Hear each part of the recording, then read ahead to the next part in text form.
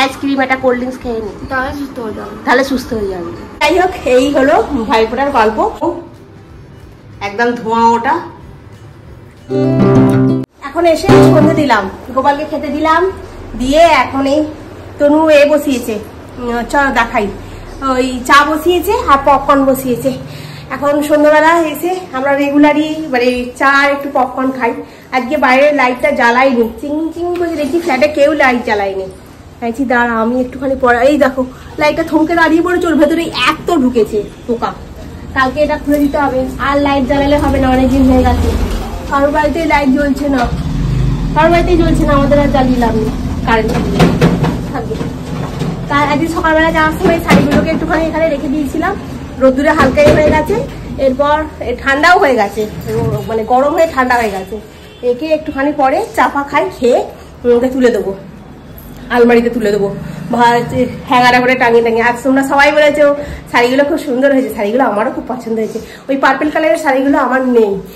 বন্ধুরা কেমন আছো তোমরা সবাই? তনু এখন বানাচ্ছে পপকর্ন আর বসিয়েছে চা। তনু আর আমি একসাথে চলে এসেছি অফিস থেকে। তনু বললো আজকে এই পপকর্ন, ওই পপকর্নটা কি দেওয়া আছে বলতো, ওখানে চিকেন আছে, চিকেনের ওটা চিকেন পপকর্ন বলে, মানে যখন ভাজবি ওটা ঢেলে দিবি, দিয়ে ওইটা গুঁড়োটা ওর মধ্যে দিয়ে দিবি, বুঝলি?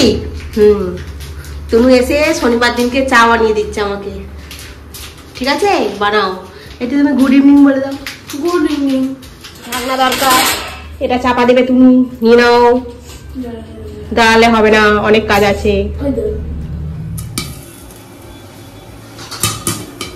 তনু আ গয়া, চা লেकर आ गया। এখানে পপকর্ন রাখ দিয়া।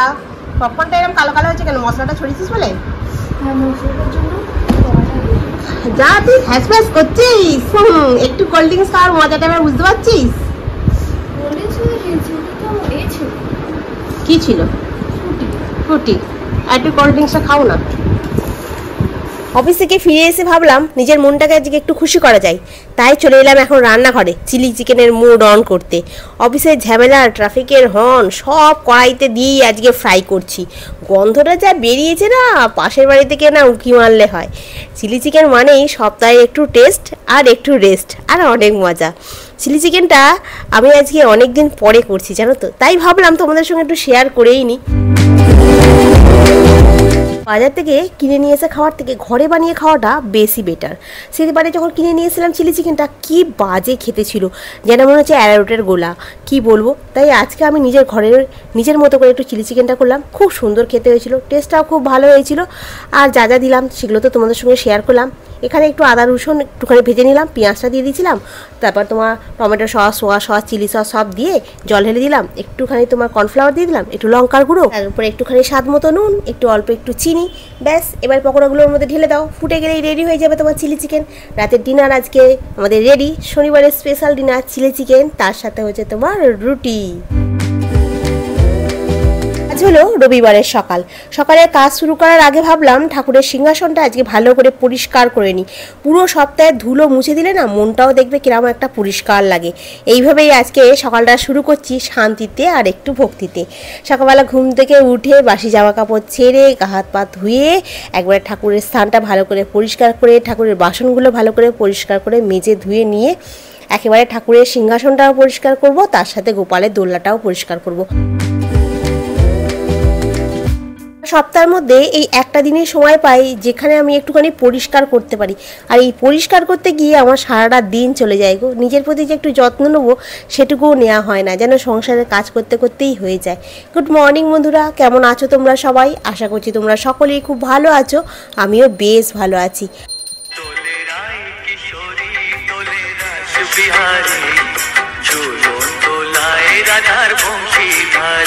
ওর খুব ঠান্ডা লেগে গেছে, গত কয়েকদিন ধরে আবহাওয়াটা এমন ঠান্ডা গরম খেলছে, কবে যে কি অসুস্থ হয়ে পড়ে সেটাই বোঝা যায় না।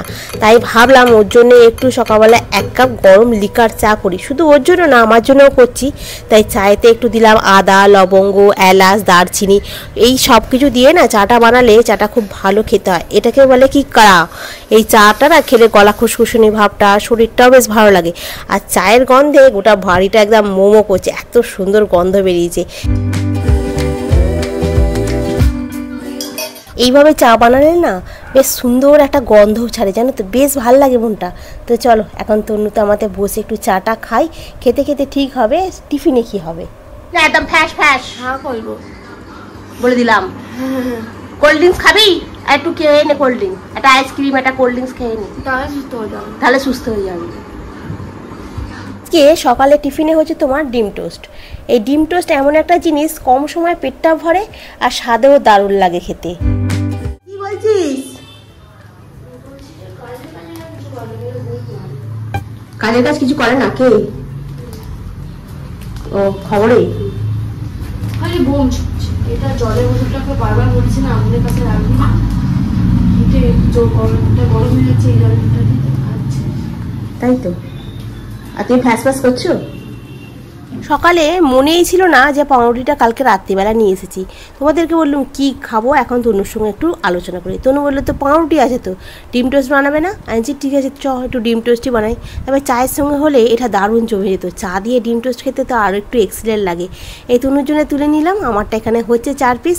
তনুকে একটু দিয়ে আসি, দিয়ে আমারটা নিয়ে যাব, নিয়ে গিয়ে বসে খাবো, খেয়ে দিয়ে তারপরে আবার কাজ করব। আজকে সারাদিন খালি রান্না আর খাওয়া। চলো কিছু জামা কাপড় এখানে গুছিয়ে রাখলাম, আর কিছু আছে চেয়ারে, ওগুলোকে এখন ভেজাবো, কাচতে হবে।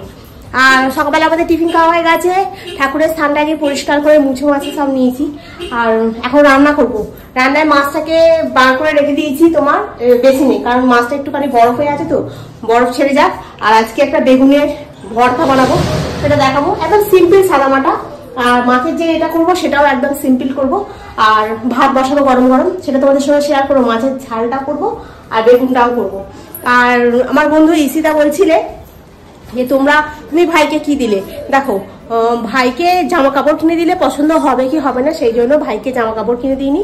আমি 500 টাকা দিয়েছি দুজনকেই, ওকেও 500 দিয়েছি, ওকেও 500 দিয়েছি।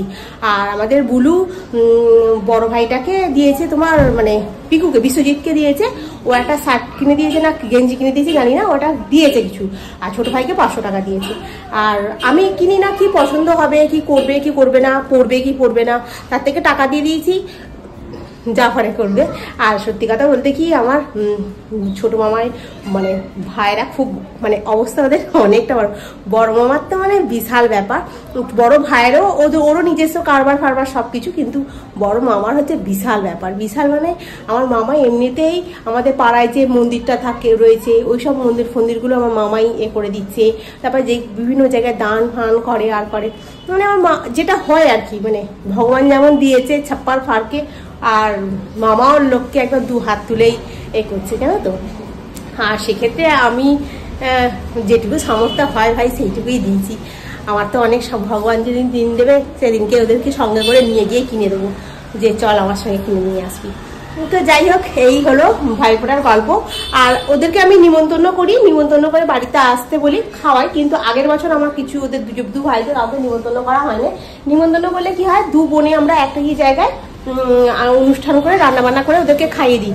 সেটা এর মধ্যেই একদিন করব, তো তোমাদেরকে তো শেয়ার করব। ওরা কবে ওদের সময় হয়, ওদেরকে ফোন করে জিজ্ঞাসা করবো কবে সময় হয়, সেদিনকে আসতে বলবো। ছোট ভাই বলেইছে যে আমাকে শনিবার দিনকে সন্ধ্যাবেলা বলবি, কারণ আবার রবিবার দিন কোথাও বেরোতে ভালো লাগে না। ওকে একদিন সন্ধ্যাবেলা বলবো, আর বড় ভাইকে একদিন রবিবার দিনকে সকালের দিকে বলে দেবো, সেদিনকে রান্না বান্না করে খাওয়ানো হবে। এই হচ্ছে কাজ আমাদের ভাইপোঁটার গল্প। তো চলো এখন আগে জামা কাপড়গুলো ভিজিয়ে দিই, মাথায় হেনা করে মাথার চুলগুলো সব হয়ে গেছে। আর কিছু নয়, এখন কাজ করি সারাদিন। আগে রবিবার বলে কথা, সারাদিন কাজ করতে করতে কোথা দিয়ে সময় চলে যাবে জানি না।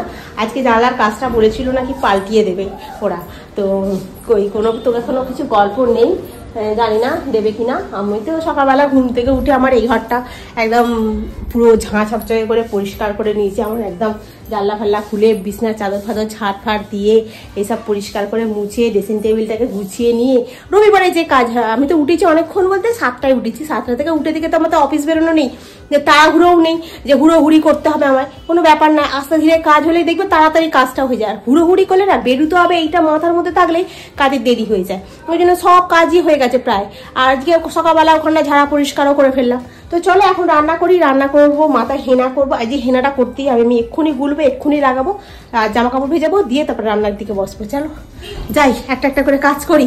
রবিবারের সকালে আজকে আমি ঠিক করেই নিয়েছিলাম আজকে মাংস নয় মাছ হবে। রবিবার মানেই একটু অন্যরকম মেনু, কিন্তু একটুখানি আলসেমি তো থাকেই, কিন্তু আলসেমি থাকলেও মাছের রেসিপিটা আজ দুর্দান্ত করে বানিয়েছিলাম। আর তার সঙ্গে হয়েছিল বেগুনের ভর্তা। বেগুনটা ওখানে ভাজতে দিয়েই এখানে মাছের জন্য একটু পেঁয়াজ, আদা, রসুন, একটু কাঁচা লঙ্কাকে ভালো করে বেটে নিলাম। ভাইফোঁটাতে তোমার খাসির মাংস খাওয়া হয়েছে, কালকে তোমার চিলি চিকেন খাওয়া হয়েছে, ওই জন্য আজকে একটুখানি মাছ করবো। আর মাছটা তো নিয়ে এসে রেখে দিয়েছিলাম, ওই জন্য বলি তনু আজকে একটু মাছটা করি, রাত্রেবেলা বরঞ্চ একটু মোমো করবো, কারণ সলিড পিসের চিকেন আমি নিয়ে এসে রেখে দিচ্ছি। বেগুনটাকে ভেজে নিলাম, এখানে একটু শুকনো লঙ্কা ভেজে নিচ্ছি, আর ওখানে একটুখানি পেঁয়াজ, একটু ধনে পাতা, একটু কাঁচা লঙ্কাকে কুচিয়ে রেখে দিয়েছি, ওটা খাওয়ার সময় মাখবো। এখন আমি একটুখানি পেঁয়াজের বেরেস্তা বানালাম, আর এখানে একটুখানি ধনে গুঁড়ো, জিরে গুঁড়ো, লঙ্কার গুঁড়ো, হলুদের গুঁড়ো সব কিছু নিয়ে নিলাম, নিয়ে একটু জল ঢেলে মশলাটা রেডি করে রাখবো। বেরেস্তাটা ভাজতে গিয়ে একটুখানি দেখছি হালকা কালো কালো মতো হয়ে যাচ্ছে, যে কী বেরেস্তা হলো এটা। যাই হোক, একটু তেল দিলাম, তেলের মধ্যে একটুখানি মেথি দিলাম, একটুখানি কাসুরি মেথি দিলাম, দিয়ে আদা, রসুন, পেঁয়াজের যে পেস্টটা ছিল সেটা দিয়ে দিলাম, আর এখানে যে মশলাটা রেডি করলাম ওটাও এর মধ্যে দিয়ে দিলাম, দিয়ে ভালো করে এটাকে নাড়িয়ে চাড়িয়ে একটু সামান্য মিষ্টি, একটুখানি নুন, স্বাদ মতো সব দিয়ে বেরেস্তাটা এর মধ্যে হাত দিয়ে ভালো করে পিষে নিয়ে দিয়ে দিলাম, দিয়ে ভালো করে একটুখানি ঘন ঘন মতো হয়ে গেল। বেশ কালারটা কিরাম হয়েছে দেখো। তারপরে একটুখানি গরম জল ঢেলে দিলাম, গরম জল ঢালতেই ফটফট করে ফুটে গেল। কথা ছিল না, ওই আগা ডান্ডা যেটুকু ছিল সেটুকুর মধ্যে দিয়ে দিলাম, তার উপরে একটুখানি গরম মশলা দিয়ে দিলাম, এরপরে মাছগুলোকে দিয়ে দিলাম। মাছগুলো দিতেই ফটফট করে ফুটে গেল। বেশি কাই রাখবো না, কারণ তনু আর আমি খাবো তো। বেগুনের ভর্তা দিয়েই অর্ধেক ভাত খাওয়া হয়ে গেছে, তো মাছের ঝাল বেশি রেখে কী লাভ। ভাতের সঙ্গে একটা আলুকে ছাড়িয়ে সেদ্ধ দিয়েছিলাম, যখন কিনেছিলাম তখন বললো চন্দ্রমুখী, এই চন্দ্রমুখীর জায়গায় দেখছি বাঁদরমুখী, তো দেখছি আলুটার ভেতরটা একটু একটু শক্ত হয়ে আছে। যাই হোক, একটু বাদ দিয়ে ভালো করে আলুটা দিয়ে, বেগুনটা দিয়ে, পেঁয়াজ দিয়ে, শুকনো লঙ্কা দিয়ে, ধনে পাতা দিয়ে, নুন দিয়ে বেশ করে জম্পেস করে মাখলাম। এই দিয়েই অর্ধেক ভাত খাওয়া হয়ে গেল।